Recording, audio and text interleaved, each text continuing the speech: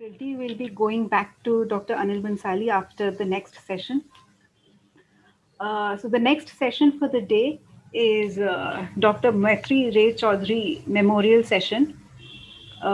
This session is in memory of Dr. Maitri Ray Chaudhary, who was a gynecologist with a very special interest in gestational diabetes mellitus. The chairpersons for this session are Professor Satyanath Mukhopadhyay sir and Professor Nilanjan Sengupta sir.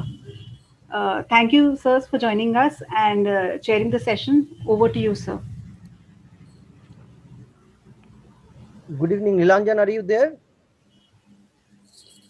Yes, sir. He's here. Can't see Nilanjan. So who gets the pleasure of introducing Dr. Chitra Selvan? You go ahead. Do we are already running late? We are running late. Okay, so yes, without wasting any further time, Chitra, are you ready with your slides? Chitra, can you hear me? Anil is yet to exit. Just send me the mail. Yeah, Anil ji. Yeah, just send me the mail. That's okay. Please exit the screen. Otherwise, Chitra cannot. The next speaker cannot share her screen. Okay. He has exited, hasn't he? No, not yet. He's not sharing, sir, now. He's not, sir. So you may introduce Chitra in the meanwhile.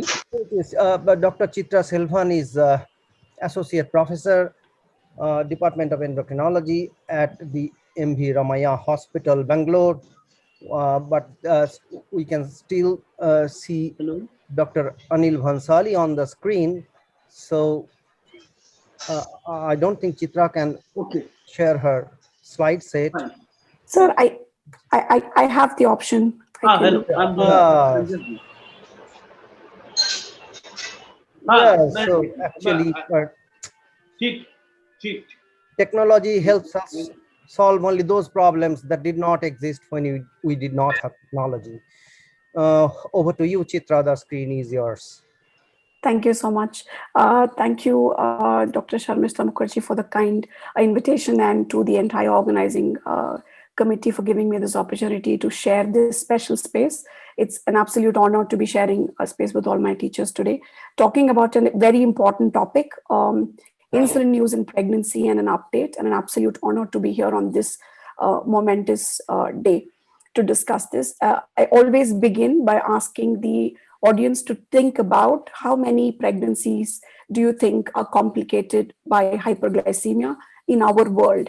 And this is data from the IDF Atlas, and there hasn't been too much of change in the last few years about it, but roughly 27% of all pregnancies are complicated by hypoglycemia, and the majority of it is thankfully gestational diabetes. So that is 1 in every 4 pregnancy is complicated with hypoglycemia.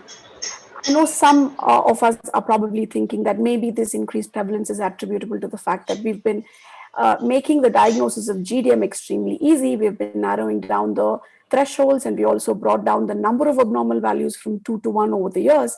And it could just be that, right? Or is it something else? So before I move on to talking about insulin use in pregnancy, I think it's crucial that we pause to think about this aspect of diabetes in pregnancy itself, because this one particular paper, which got published early this year, set out a conversation on social media amongst doctors and endocrinologists, again, trying to guess or probably pitch the best screening test for gestation diabetes. So this was a large group of people who were recruited as part of a randomized controlled trial, and they were divided into groups of hospitals which followed the 1-step and hospitals which followed the 2-step. And at the end of the trial, they went on to conclude that, yes, the diagnosis of gestational diabetes was greater when you followed the 1-step, but they went on to say that there was no between group differences when it came to outcomes, and the outcomes they looked at were perinatal and maternal complications. Now, it's important to think about why we want to make and screen women for gestational diabetes. Is it only for improving maternal and perinatal outcomes, or is it something more than that? We do appreciate that pregnancy is a critical window where we could potentially alter the future metabolic risk of the offspring that is yet to be born. And it's also important for us to be thinking about this in the long term while we talk about diagnosis and management of diabetes in pregnancy. And that's exactly why the conversation about insulin in pregnancy cannot happen without us understanding why we are trying to do whatever it is that we are trying to do when it comes to management of women with diabetes in pregnancy. And we do know that much of the change in the diagnostic criteria happened after the diagnosis of the HAPO study. And this audience does not need any introduction as to how it was done. But it's important to remember that there were close to 15 centers, 23,000 odd women. They eliminated people with fasting sugars greater than 105 and 2 hour greater than 200, and they followed everybody else. And it was blinded completely. And we do know that their outcomes were also related to maternal and neonatal outcomes, and we do know the results. But they categorized women into 5 categories, and category 1 was as low as 75 fasting and 1 hour postprandial of 105. Yet they found a strong continuous correlation between all the maternal and neonatal outcomes that we all know is the primary conclusion of this particular paper. But now what has changed in the last decade is that now we've been able to follow up the offsprings who were recruited, whose mothers were recruited as part of the HAPO study, and probably will now have data on the long-term metabolic outcomes of the children who were part of the HAPO study. And this paper was published in 2019, and probably because of the craziness that took over the world right after the publication, maybe we didn't pause enough to reflect on the findings of this paper, that I thought I should spend the first few minutes talking about this before I go on to talk about the tools that we have to get to this management issue. So this study did a very simple thing. They brought back the offsprings of the mothers who were recruited in the HAPO study, one particular cohort, and they went on to do an OGTT for the children. And they also tried to look at the incidence of, let us say, impaired glucose tolerance or impaired fasting glucose in these children. And what they found was this, that in the mothers who had GDM according to the HAPO criteria, in children who were now aged between 10 to 14 years, the risk of impaired glucose tolerance was about 2 times higher than in mothers whose blood sugar levels were not in the GDM criteria as per the new cutoffs. And the prevalence of impaired glucose tolerance was close to 10.6%. So that is a number which you can't ignore, especially in children aged between 10 to 14 years. You could potentially say, but obesity is rising in children, but even after adjustment for the childhood BMI, the findings were still valid. So that study looked at GDM yes or GDM no, but what about the continuous aspect of the blood glucose levels of the mother and how that panned out? So another paper was again published, which looked at that, a continuum of maternal glucose with the blood glucose levels of the offsprings after they were born. And this also came about that gray area where we were completely distracted with COVID, and probably why we haven't reflected enough on the findings. About 4,000 and odd children were brought in. Again, I want to point back the extremely almost close to normal values of the blood glucose levels. And these are blood glucose values which are still above the targets that we look out for our women who come in for management. And you see that there is a linear correlation when it comes to the child's 1 hour glucose value, child's 2 hour glucose value, in correlation with the various categories of the maternal glycemic levels. Going on to conclude that the maternal glucose levels correlated with the child's glucose values and inversely correlated with insulin sensitivity and disposition index after adjusting for maternal and childhood BMI, suggesting that the GDM that we're diagnosing is not just to optimize this pregnancy, optimize this neonate's outcome, it's also to probably peek through the window and alter maybe the long-term metabolic outcome. So we shouldn't again be having conversations about whether should we do one step or is the 50-gram post-fed state of screening enough or not enough. And from this data, we can now talk about the targets that we'll probably plan to achieve for pregnancies in the future and the new tools that we can use in the form of insulin formulations to reach those particular targets. So how low is a good target to go for women who are getting treated for diabetes in pregnancy? And this is a study protocol which has been published in 2018. This is being conducted in a large group of hospitals in Auckland, New Zealand, where they are trying to look at less tight control and tight control in women who are being treated for gestational diabetes. And if you want the numbers, the less tight is a fasting of 99, 1 hour of 144, and 2 hour of 126, whereas the tight is 90, 134, and 120. And they're trying to primarily look at the gestational age of the child at birth. The study is completed, results are to be out in about 6 months' time. So this is something that we should look out for, because these glycemic targets will be the ones which now dictate which insulin is probably the better option to use during pregnancy. So I think this is the main question of the topic. Which insulin should be used regular? Should we use analog? Which long-acting insulin should we use? Is degludec a safe medication? How does NPH fare against detemir? Well, sadly, in this area, we don't have enough evidence to say in the form of a randomized control trial that the analogs are probably better than a regular insulin. But this is the strongest bit of evidence which is available, last published in 2017. There hasn't been a review of this area in the last few years, which tried to look at the best insulin type and the regimen for women who are pregnant being treated for pre-existing diabetes. So this is a slide which is trying to compare Lispro against regular insulin with the outcomes perinatal death and C-section in mind. And you see that there is no discernible difference between the two groups. Of course, the study number is very small. This is a paper which tried to look at aspart versus regular insulin with the outcome of average plasma glucose in the third trimester. Again, no discernible difference. Again, long-acting, detemir versus NPH, no discernible difference when it comes to major congenital malformations. But you and I, as practitioners, probably have formed some thoughts about how analogs and regular insulin pan out during practice, and we probably are switching up and switching down depending on the context that we are in. But another interesting paper which was published just about 4 months ago was trying to look at, are there various phenotypes in gestational diabetes? Are we able to predict which set of women are more likely to require insulin? And are we also able to predict which regimen of insulin suits them better? And this was a paper which was done in Italy, again, a review of women who were seen in numerous various hospitals. A good 50% of women were controlled just with diet. But the characteristics of the mother which predicted whether they'd go on insulin or not was a BMI greater than 30, a pre-pregnancy BMI which was over 25, and also if there was a past history of GDM. So those are probably similar cues that we look for when we're trying to identify women who are likely to need insulin more than women some who might not. And this is again interesting, which was found in the paper. A predominant majority of women were on detemir alone, and a good, let's say 20 to 30% on combined basal and bolus, and a very small group on rapid insulin. At least in my practice here in Bangalore, I have very few women on detemir alone. I probably have most of them on combined. Probably the one very few set of women who probably are only bolus alone. But this is something which was found in this paper, and this is from Italy, which was published.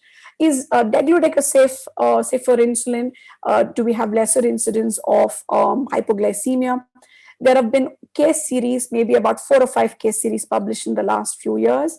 But these are exciting times again. There is a registered clinical trial called the EXPECT trial, which is trying to look at insulin degludec versus detemir together with aspart in pregnant women with type 1 diabetes. And no results have been posted, but looks like they have finished recruiting patients for this particular trial. So we should look forward to this trial, which is looking at the safety of degludec in this context. We have understood the importance of 1 hour postprandial glucose and its relevance to metabolic outcomes. And there has been a newer insulin, which is ultra fast acting, with a peak which probably coincides best with 1 to 2 hour postprandial peak. And what is the evidence towards this end? This is a case series which was published as an abstract this year.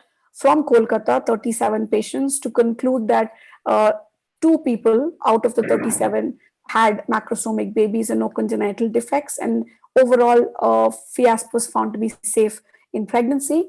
But there is a randomized control trial that has been planned called the COPEN-FAST. No prizes for guessing that it's poised to kick off in Copenhagen, trying to look at insulin FIASP versus insulin Novorapid in women with type 2 and type 1 and type 2 diabetes during pregnancy and lactation. They plan to use CGM at 3 points during the pregnancy to try and look at the birth weight of the children born after adjusting for gestation age. So this is again something we'll have to wait and see. What about pumps in CGM? Has there been any new evidence to suggest pumps will do better, or whether we should begin using CGM more frequently than SFBG? This is again an abstract which was published this year. But sadly, although pumps, we would expect that they should be the better tools that we should use in this context of pregnancy, the benefit offered by pumps in most studies, at least the ones which are looking at type 1 women, have been quite disappointing, that there was no significant difference in infant birth weight as observed in this particular study which looked at women with type 1 diabetes. But when you're looking at continuous glucose monitoring, there is some evidence as per this systematic review, which has looked at quite a few studies which have explored CGM in GDM and no GDM or type 1 diabetes versus SMBG, and concluded that maybe this is a superior tool, especially in detecting hypo and hyper the fluctuations, and also glycemic variability seems to be better in mothers who were on a CGM, irrespective of the insulin regimens they were on. So continuing with the concept of CGM in pregnancy, so the concept trial was another paper which was published recently, which looked at women with type 1 diabetes, aged between 18 to 40, but they were on both pump and multi-dosing of insulin, with CGM studies done at 3 points during pregnancy. The first point about pump versus MDI, notice that at 24 weeks, individuals who were on pump had blood glucose levels slightly higher, and they spent a greater percentage of time in higher sugars than women who were on MDI, although it did get evened out further down the pregnancy. But about 24 weeks, people on MDI were probably doing better according to this trial. And when you look at women who had large for gestational age babies and who did not have large for gestational age babies, notice the difference. The difference is between 7.3 to 7.9. So looks like these small delta variations of sugar are making a huge role in terms of outcomes. And this is something that we must be aware of as we have more and more women tending to have some form of dysglycemia during pregnancy itself. So in this paper as well, they did conclude that women in pumps had poorer neonatal outcomes than women with MDI. Exactly what the reason is, probably we're not really sure. Probably glycemic target, tightening it and getting it down closer to normal levels is probably a little bit more difficult with pump for reasons I do not understand. What about closed loop insulin delivery during pregnancy? And this is a slightly older paper published in 2016. It was an RCT crossover, looked at closed loop and sensor augmented insulin pump. Went on to conclude that women who were on the closed loop therapy did tend to be in range for a longer period than people who were just on sensor augmented pump therapy. Of course, it's important to remember that closed loop therapy is still tricky, is still something which is done by patients. Of course, this was a trial in which the algorithm in the computer was probably a validated one, but in our clinic, you and I, if we are going to see somebody who's on closed loop, it's probably going to be something that they've figured out and fixed by themselves. So that is again something that we'll need to think about, whether it's safe to continue in a vulnerable window like pregnancy itself. So quickly to summarize, hyperglycemia in pregnancy is extremely common in Southeast Asia, affecting 1 in 4 women. It's a critical window. We are not just looking at improving pregnancy and neonatal outcomes. We're also looking to improve metabolic outcomes for the unborn child or to be born child. The cutoffs for GDM correlate very well with long-term follow-up of glycemic levels of children born to mothers. So we should not be second guessing ourselves about the cutoffs for GDM and think that if we should maybe abandon the 75 glucose and go back to the 1 hour post-fed. the targets for glycemic control in pregnancy, we will probably get this data very soon in the next 6 months' time. And that should probably be able to guide us to decide what kind of trials we'll probably design to understand better if analogs are better than regular insulin. And I think the results of this trial is crucial in deciding that. Up to 50% of them might not need insulin. It's important to know that. And not all of them need the basal bolus 4 pricks per day. That is something we need to look at. The newer insulins are being studied, and probably the results will be out very, very soon. Some evidence this year over all the other years to accumulate to say that CGM is probably a better method of monitoring than over SMBG. Pump has sadly not demonstrated amazing benefit over multiple dose of insulin, so it still remains the standard of care. And closed loop pump is a call that you'll probably need to take individually for your particular patient. And this is a declaration which I found when I was looking up to make slides for Professor Chowdhury's talk way back in 2012, the St. Vincent's Declaration, which was done in 1989, which said, it was a declaration to say that they will work towards improving pregnancy outcomes of women with diabetes to the level of those of women without diabetes within 5 years. And it's been a solid 30 years since then. And we should now probably expand our vision to say that we want to improve not just the pregnancy outcomes, but also the metabolic outcomes for the children itself. Thank you so much for the honor. And I hand back to our chairpersons.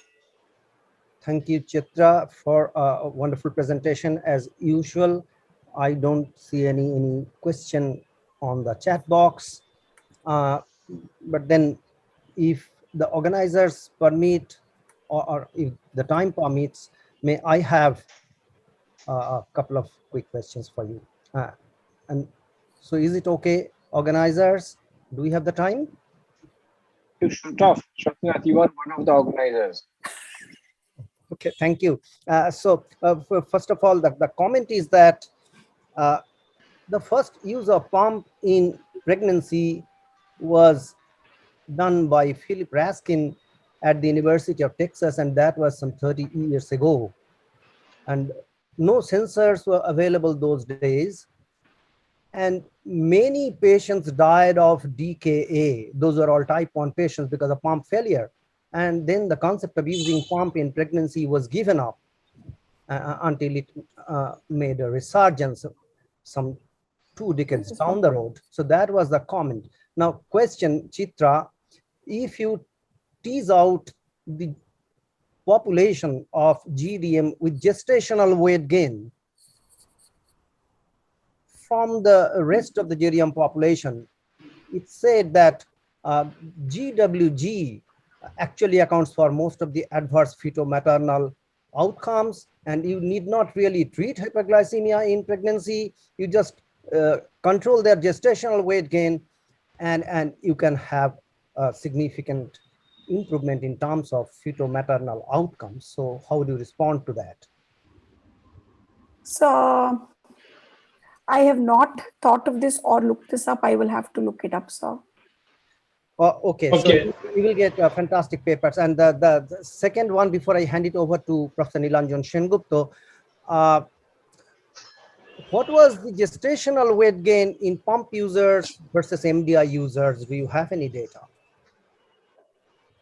So I have not thought specifically about this at all, but now that you've brought it up, maybe I should go back and look at. But I do understand that many of the pump studies, which compared it with multiple dose, was looking at women with type 1 diabetes. And we do know that between GDM and type 1, probably type 1 is a difficult case to pick if you're trying to prove that pump is better than MDI. So maybe we could start with something easy and then move on to type 1. But I think there's an urgent need for us to probably make pump more easy to use in pregnant women with type 1, simply because there are huge fluctuations in glycemic status. Thank you, Chitra. Over to Professor Nilanjan Sengupta. Yeah, thank you. Thanks, Chitra, for your crisp talk. I have 2 easy questions for you to address.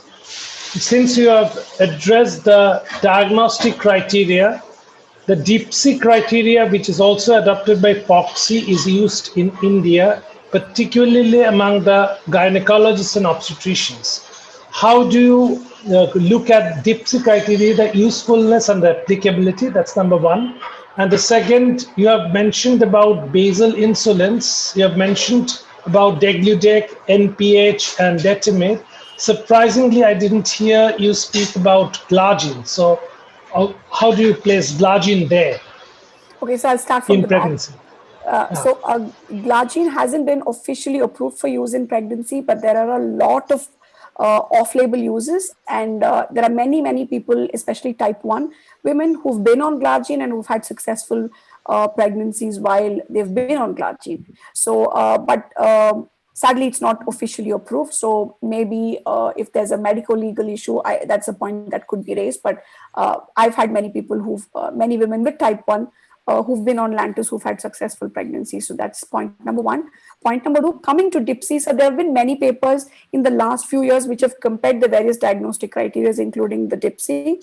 The ability to maybe miss a few mothers with GDM as per so the prevalence of GDM by DIPSI is lesser than the IADPS. So probably we're going to lose about 2 to 5% of women whom we could have probably handled and managed better to improve the outcomes. So I think the argument for the IADPSG criteria will become stronger once we're able to strengthen the evidence in terms of the long-term metabolic outcomes. So as we build that evidence, we'll still have to live with a gynecologist choosing I think for obvious reasons, logistic issues, the DIPSI is easy to do, especially in the OPD setting when people are coming in from very far off places. Thank you. Thanks, Chitra, once again. So this was a very interesting session, and we have a session down the line. What would be the relevance of insulin today and in the future?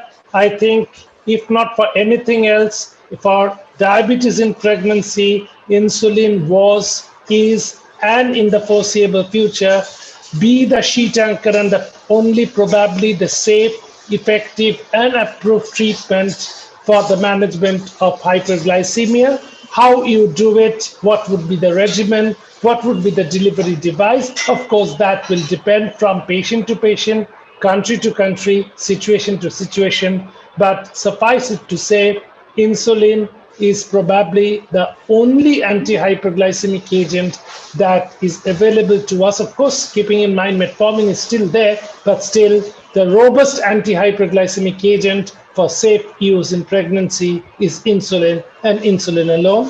Thank you. With this, I declare the session closed and hand over to Yashashvi. Thank you, sir.